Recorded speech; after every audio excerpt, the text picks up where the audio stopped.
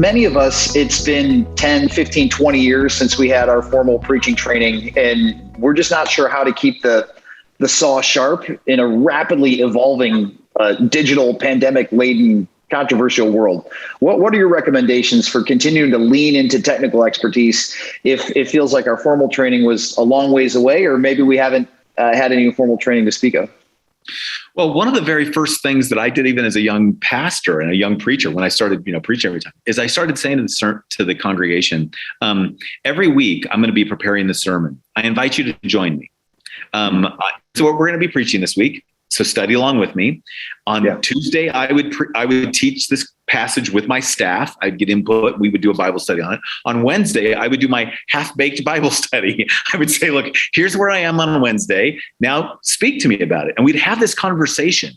And I would say this is we're having this conversation because on Sunday, I'm going to speak for us, not to us. So where do we think God is at work? And we start realizing is there's all these people in the life of our church who have, especially in many settings, who have grappled and lived with the scriptures their whole lives.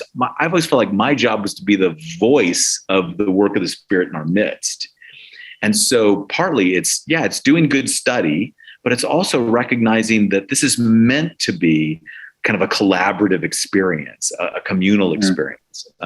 My very first book that came out of my dissertation called It Takes a Church to Raise a Christian, I actually talk about how the doctrine of the Trinity leads us to think about worship and word, and particularly the word of God, as meant to be lived out within a communal conversation. The preaching is supposed to be much more like conversation around the dinner table, that is the Lord's table, than it is a lecture given in an academic hall.